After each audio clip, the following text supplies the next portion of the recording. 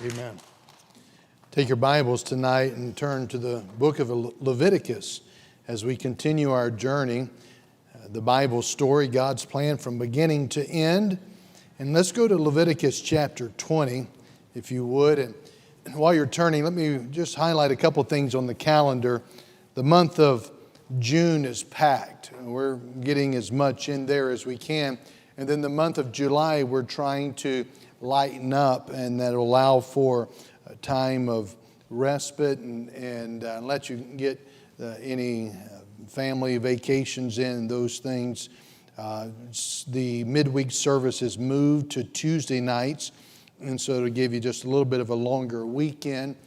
But then June is NBT, it's our outreach. And then it's camp, which is revival. So NBT is our outflow, and revival is the inflow for the young people there. And we do have a missionary coming in at the end of June. At the end of May 18th, we have a church planter.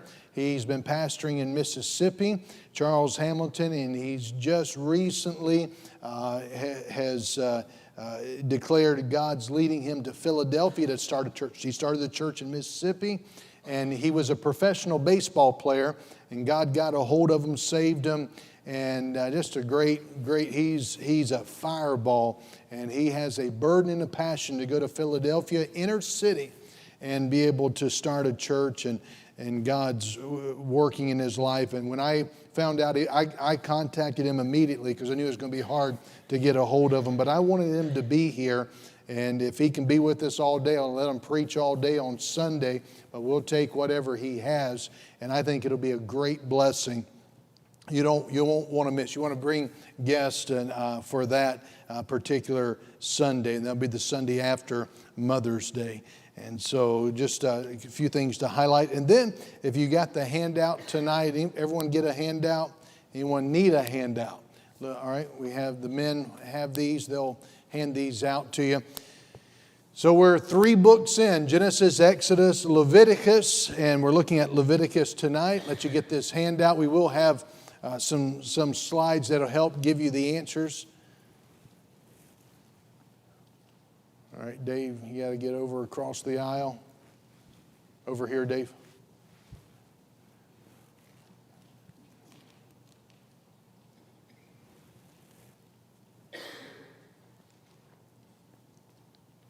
Notice in Leviticus chapter 20, verse 26, "And ye shall be holy unto me, for I, the Lord, am holy, and have severed you from other people, that ye should be mine." That's God speaking. And I want us to see this third book in our journey through the 66 books of the Bible, looking at Leviticus. And this is one of those books. In my earlier years of Bible reading, Genesis was heavy. I got through Genesis, got to Exodus, and that was fun. I could move along with some of those. And I got to Leviticus, and I thought I was looking at another language. And it just was difficult until I began to get some help as to just some basic understanding what certain things mean. Didn't take a lot, but it began to fit and unlock the book. So this has become a very precious book. It's a powerful book, as is all of them, but they all have their distinctive. And so tonight I want us to see in this bird's eye view of this book of Leviticus. Have you ever tried to clean something that just would not come clean, no matter how hard you scrubbed? It could be Georgia clay in clothing. That's the human heart.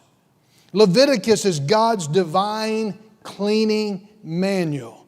It's how a sinful people can live in the presence of a holy God. And it teaches us that proximity to God, it requires purity.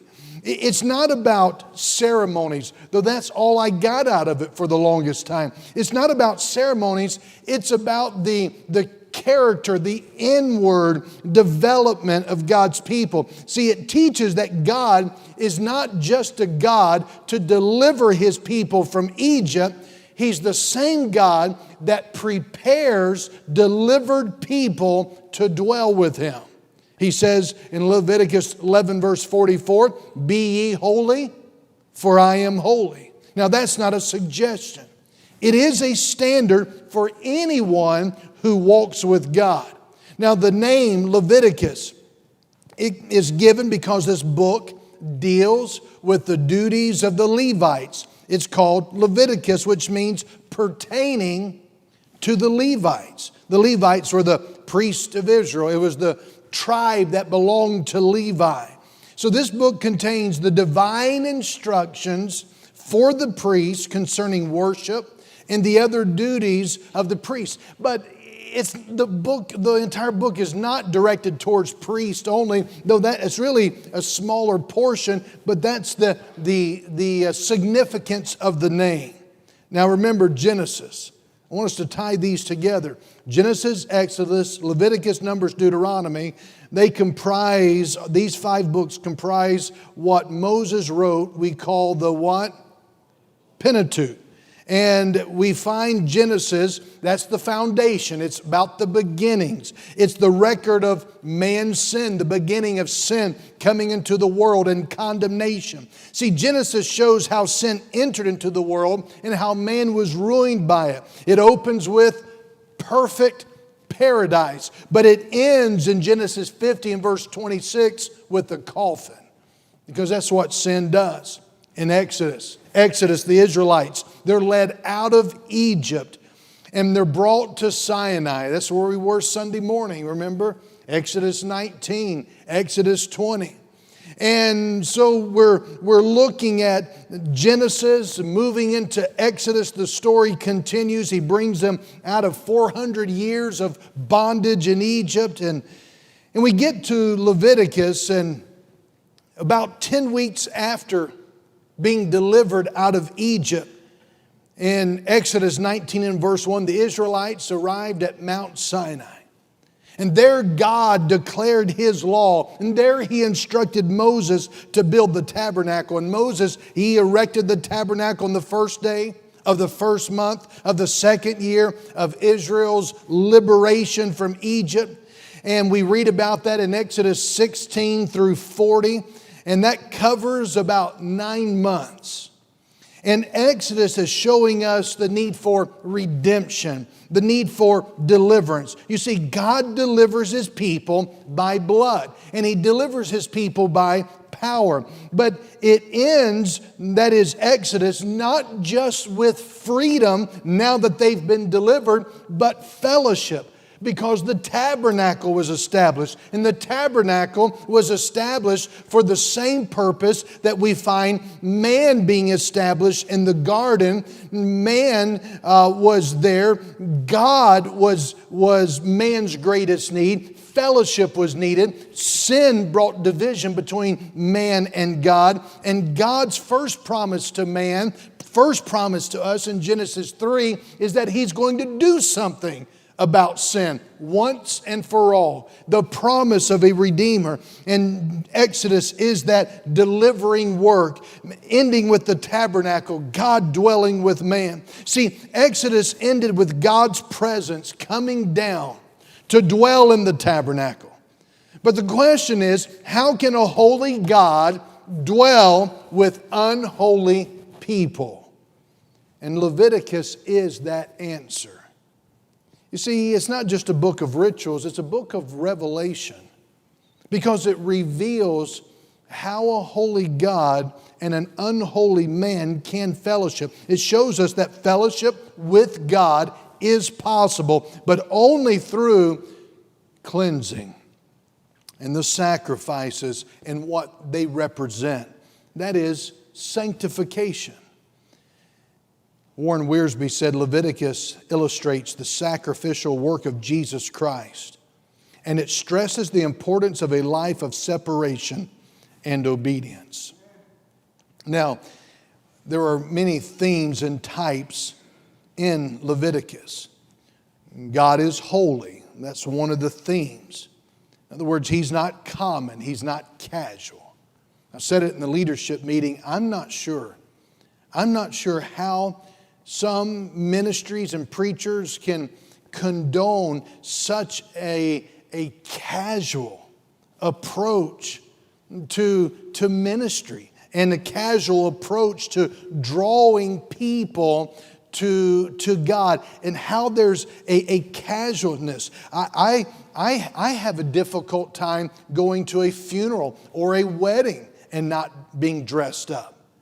And I will see some preachers, they will dress up more for a funeral or a wedding, and they will do their best to down dress going to church.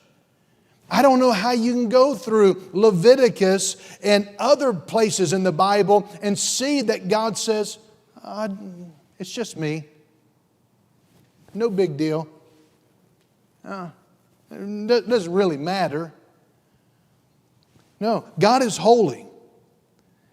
The other thing that you'll find going through Leviticus is that sin is serious.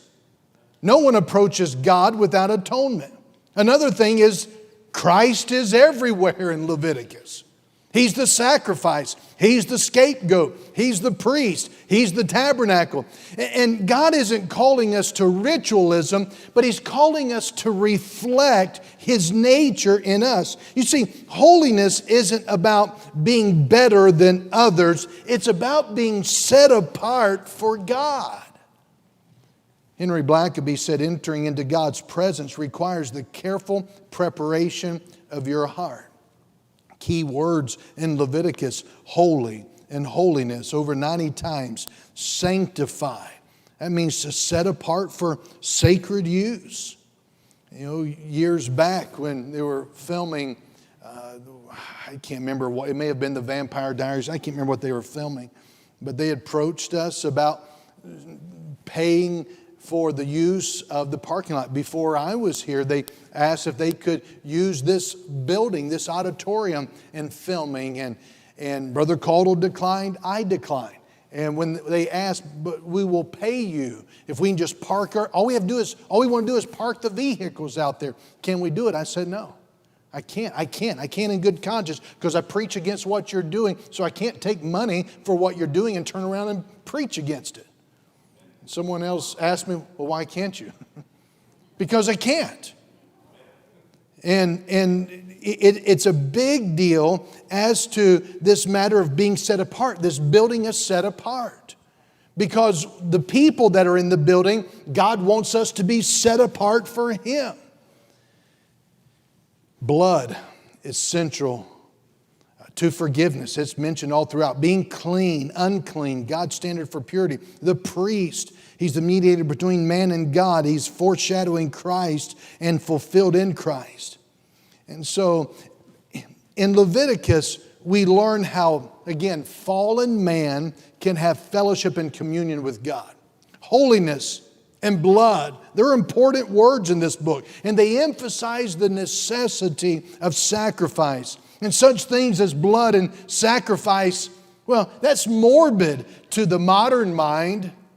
People today want a religion that does not demand a sacrifice.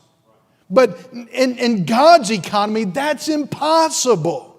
Without the book of Leviticus, the final sacrifice that Jesus made with His blood on the cross would be difficult to understand.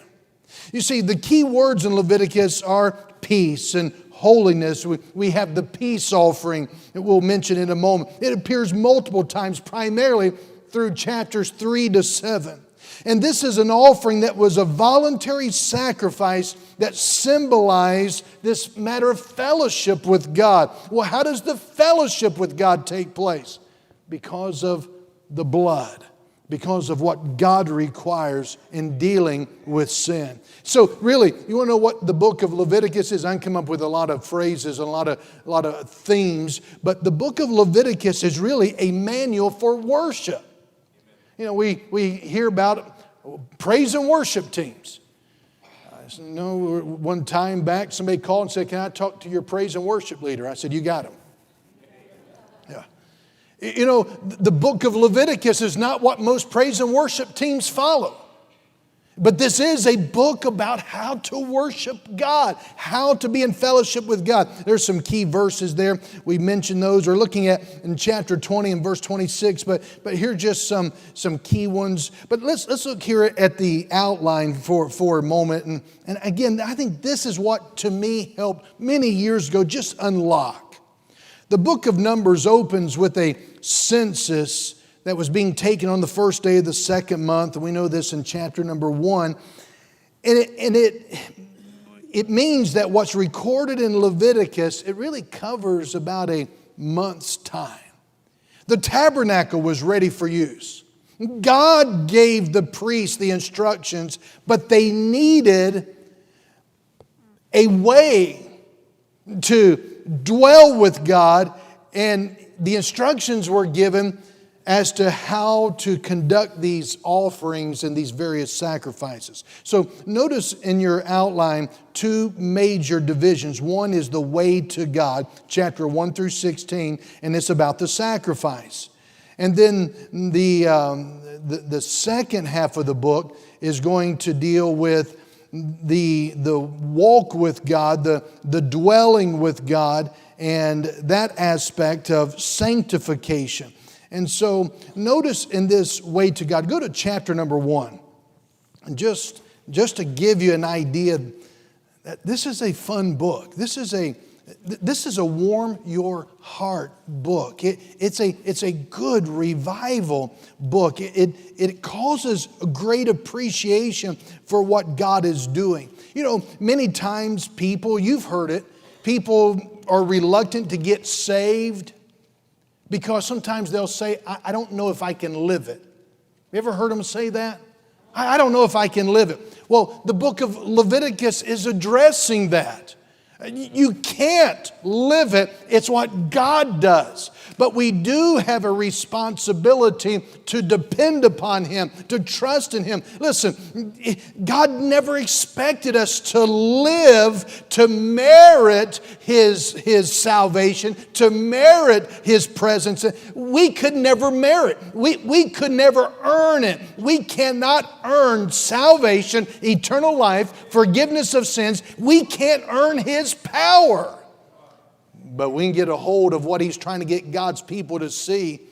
Several thousand years before Christ came, and 2,000 years since Christ came, the message is no different. Peter emphasizes this book because this is still the answer for us to be able to dwell with God. And so notice this matter of sacrifice, the way to God, chapters 1 through 16. Now, 5 offerings are found in chapters 1 through 7.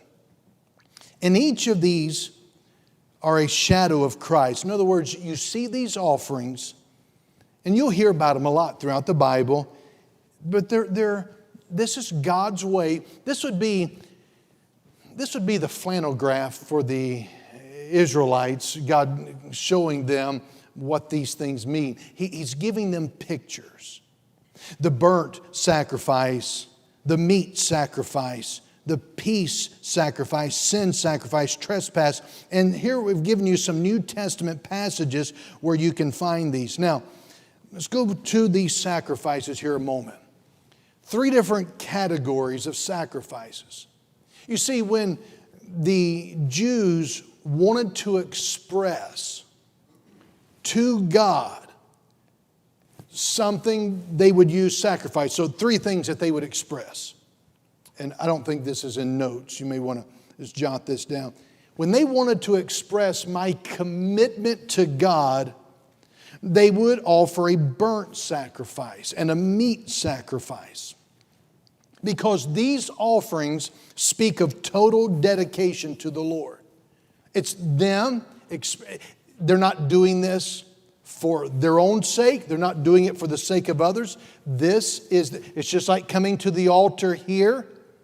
It is not for others. It's not even for my own conscience sake. It's here. We're inviting people to do business with God. And when they wanted to show to God, I am committed to you, they would bring the burnt sacrifice, the meat sacrifice. When they were wanting to express communion with God, they'd bring the peace offering. When they wanted to express cleansing was needed from God, they would offer the sin offering, trespass offering. So you have these three expressions: my commitment to God, my communion with God, and the need for cleansing from God. And so that's what these 5 offerings have to do with. It is about their expression of what God's dealing with them about and what is on their heart to express to God. And really, when you get a hold of those 3 categories and what each of these, they knew. They knew if I need cleansing from God, I'm going to bring a sin offering, trespass offering. I need to reestablish communion with God. It's going to be the peace offering. And so each of these offerings, they met a specific need in the worshiper's life, and they express some particular truth about the person and the work of the coming Messiah, Jesus Christ, God's perfect sacrifice. And so the shedding of an animal's blood, it couldn't change their heart or take away sin. However, God did state that the sins of the worshipers are forgiven. And He did this on the basis of not the sacrifice of that lamb, but the coming sacrifice of Jesus Christ. See, 2,000 years after Christ came out of the tomb, we look backwards at what He did. 4,000 years before Christ went to the cross, they looked forward to what He would do. And these sacrifices they're offering, it was in faith and dependence upon what God had established with what that final sacrifice would do. Now, like some people in churches today, Jewish worshipers, do you think that they could just go through the motions and not mean it?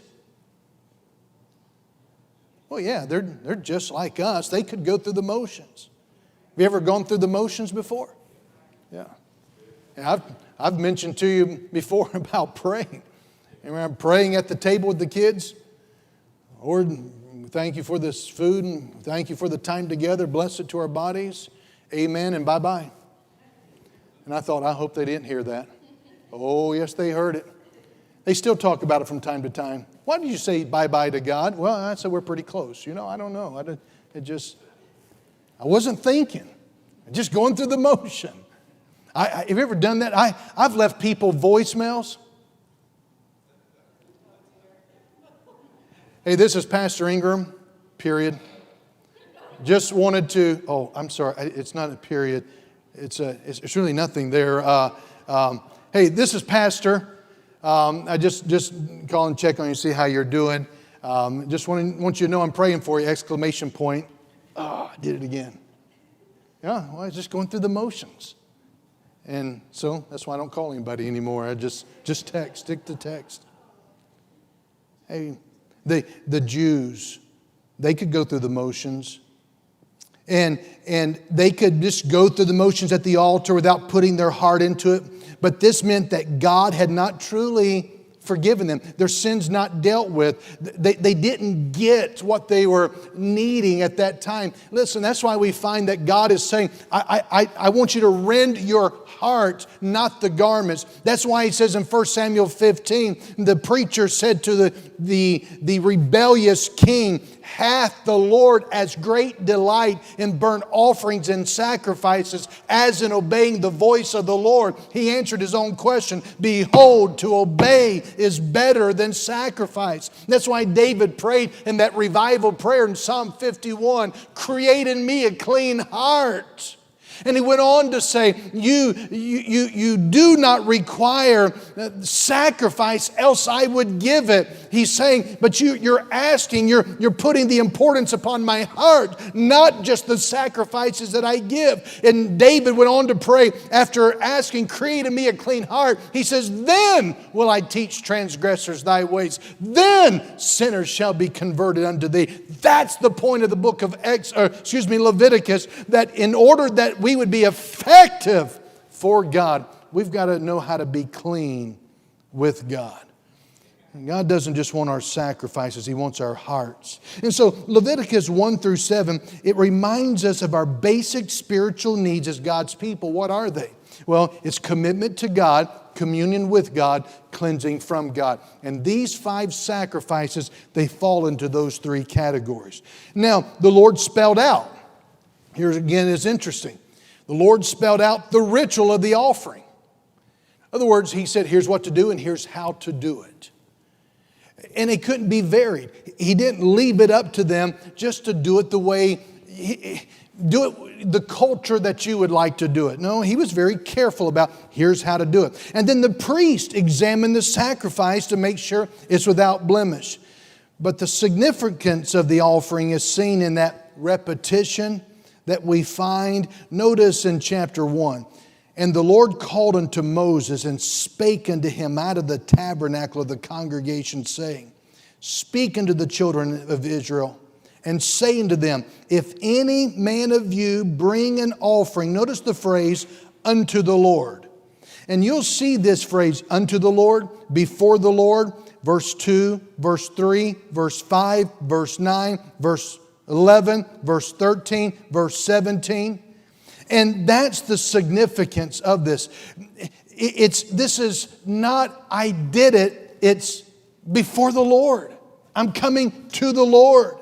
And then you find another important strategic phrase, and that is in 3 times in chapter 1 and 8 times in chapters 1 through 3. It's the phrase sweet savor.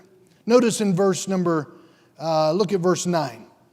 But his inwards, and this is the sacrifice, and his legs shall he wash in water, and the priest shall burn all on the altar to be a burnt sacrifice, an offering made by fire of a sweet savor unto the Lord, a fragrant aroma. See, God is pictured as smelling a fragrant aroma and saying, this pleases me. When Jesus died on the cross, we're told in Ephesians 5 and verse 2 that His sacrifice was to God a sweet smelling savor. That's Ephesians 5 and verse 2. And our offerings, they should follow the same example.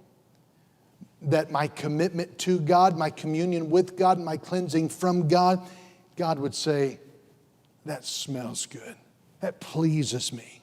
Philippians 4 and verse 18, Paul uses that of receiving of Epaphroditus the things which were sent from you, an odor of a sweet smell, a sacrifice acceptable, well-pleasing to God. And notice verse number 9. Here's another significant. This is all just in the opening, but I hope it whets your appetite. Verse 9 again, but his inwards and his legs shall he wash in water, and the priest shall burn all on the altar to be a burnt sacrifice, an offering made by fire of a sweet savor unto the Lord. Notice again in the middle of the verse, shall burn all on the altar. You know that's the key to the sacrifice? All on the altar. It speaks of complete dedication to the Lord. You see, the animal was an involuntary sacrifice that died. But God's people, according to Romans 12, 1 and 2, we're to be willing, living sacrifices. Do you put your all on the altar at the beginning of each day? The offering must be brought to the Lord, and its purpose must be to please the Lord as a sweet savor and aroma. People may not understand you, especially if you're going to live peculiar and dedicated to the Lord. But if you seek to please God, He will accept you. No matter how poor you may feel, no matter how little you may think you have to give, He will receive what we have when we put all on the altar and we do it before Him and for Him. And guess what? He blesses it. That's verse 14 through 17. He will bless it. So the important thing is that we give our all to Him each day. The priest started each day by sacrificing a burnt offering.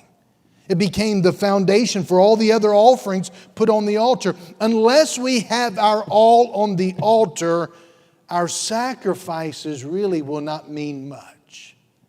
Well, I came to church on a Wednesday night. Well, what does that mean? If you're lost, coming to church will take you to hell just as easily as not coming to church. But you say, but that's not me. I'm the category of God's child. I can't worry about going to hell. That's true. But the motivation is that God is concerned that you don't just settle with being delivered. You are longing and hungry to dwell with Him. And to dwell with Him, it cannot be, He's not looking for visitation rights every other weekend. He's looking to dwell day by day and with each passing moment. And so we must recognize the altar is where we need to be. Amy Carmichael, missionary to India, she lived what was called the burnt offering life. She poured herself out daily to rescue temple children. She refused marriage. She refused some comforts, and she refused fame. She wrote these words, "If I can write an unkind letter or think an unkind thought without grief and shame," she said, "then I know nothing of Calvary love." Leviticus reminds us that devotion isn't partial. We must be wholly consumed by God's purposes.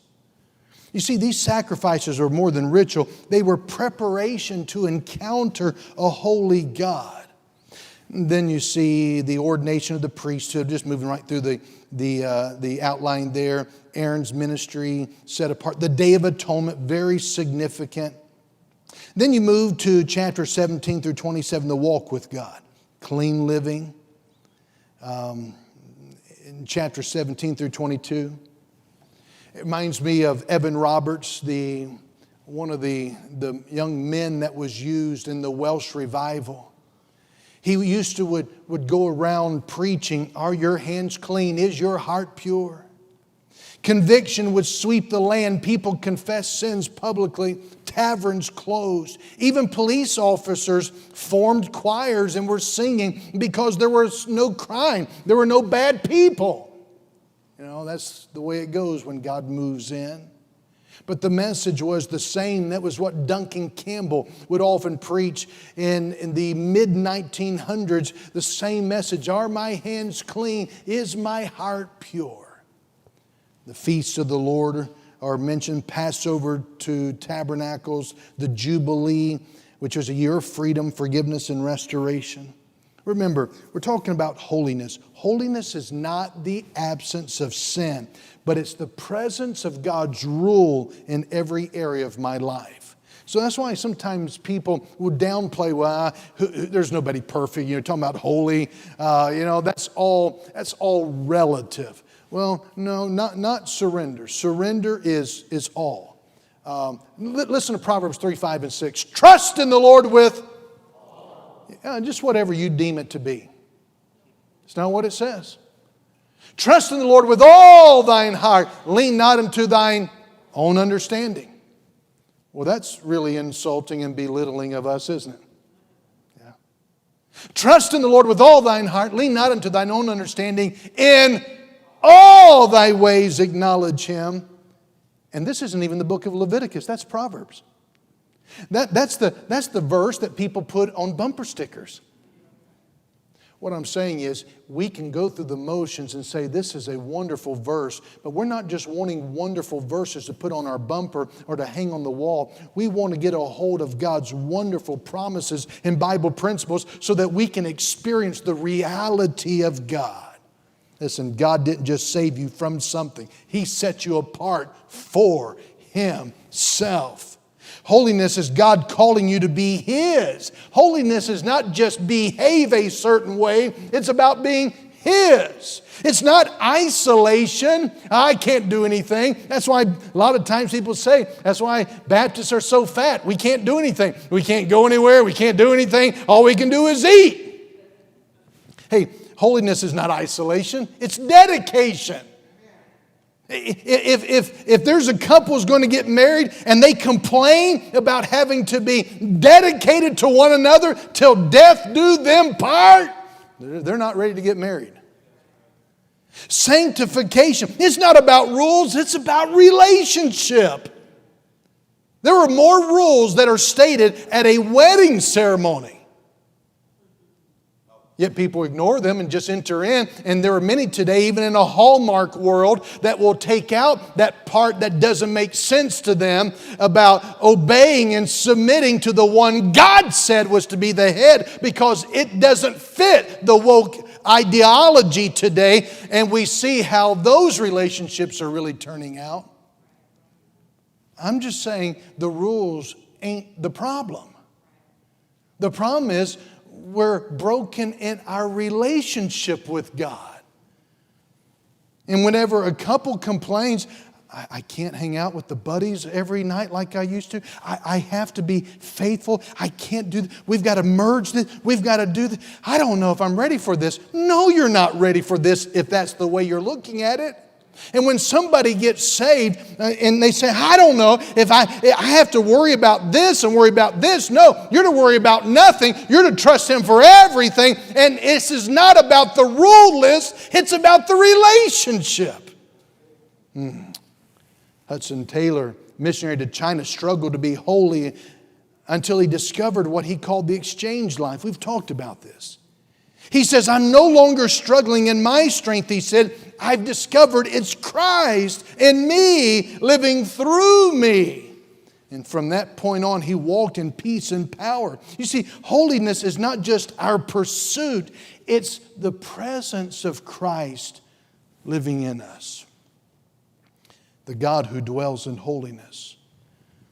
He says in Leviticus 26, verse 11 and 12, I will walk among you and will be your God, and ye shall be my people.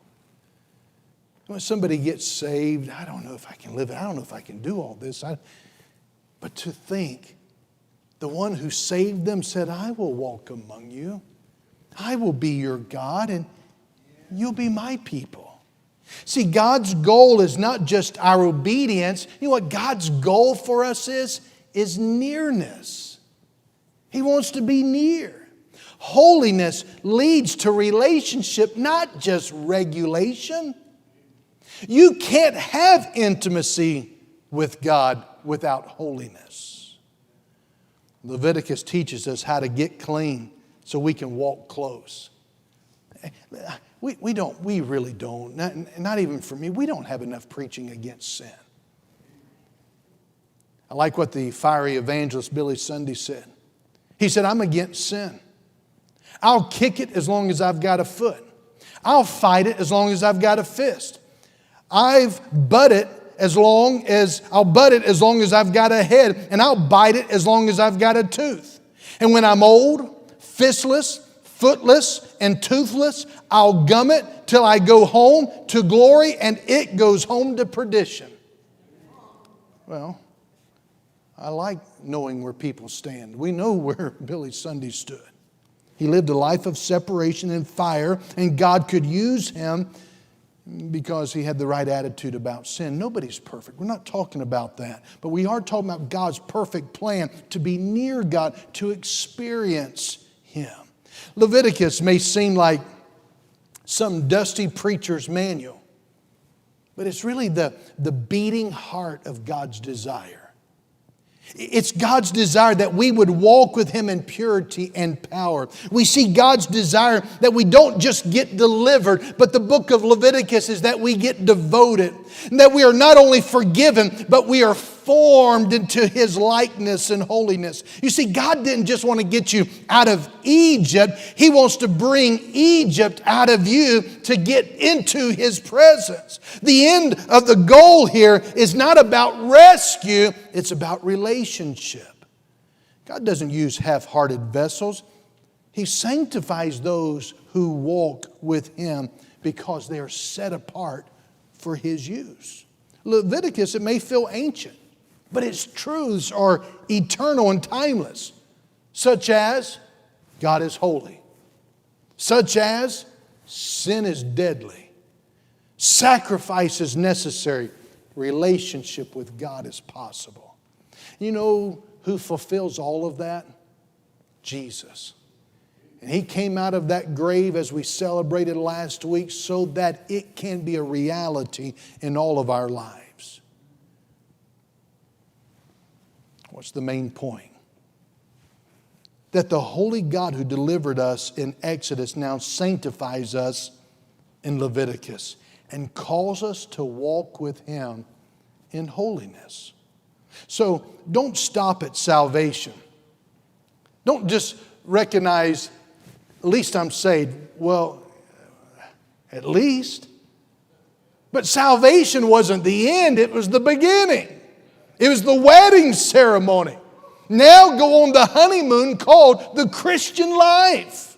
Don't stop at salvation. Don't stop at being rescued. Go on to refinement. Clean your heart. Prepare your life. Live holy. Worship deeply. Walk closely with the God who called you.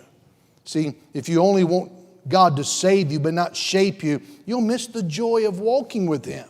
God's greatest blessing is not just forgiveness, it's fellowship. Remember, it's deliverance. It leads to revelation of who God is. That leads to relationship, and as Henry Blackaby points out, the emphasis of Leviticus, it leads to refinement. God didn't just get you out of Egypt, He's getting Egypt out of you. He's not just the God who gets you out, He's the God who makes you His own. I close with this, D.L. Moody. He was already a successful evangelist when he attended a meeting in England. During the gathering, he heard the evangelist Henry Varley say that simple phrase that forever altered his course of ministry. Henry Varley said, "The world is yet to see what God can do with and through and for and in a man who's wholly yielded and fully consecrated to Him." Those words gripped D.L. Moody's soul. And he later recounted what Henry Varley had said. Moody said, Henry Varley said, "A man." He just said, "A man." The world is yet to see what God can do with a man. He didn't say a rich man. He didn't say a learned man. He didn't say a great man. He just said a man. I am a man. And he said, and I will, by the grace of God, be that man. And from that moment, D.L. Moody pursued holiness and consecration and full surrender like never before. Though he had little formal education, never got past the 8th grade, he had a high nasally pitched sound, and he struggled immensely with his English. But God took this, just a man who was wholly yielded and consecrated to God. And God used him to shake 2 continents with the gospel. Over 1 million souls came to Jesus Christ through D.L. Moody's preaching. But the secret was not in his talent. It was in his total surrender. See, Leviticus is God's call. Be mine. Be holy. Holiness is not just abstaining from sin. It's offering your life entirely to God. Moody said yes to that call and changed the world, that is, God did through him. Question: what could God do through you if you were fully set apart for Him? Let's stand together, please.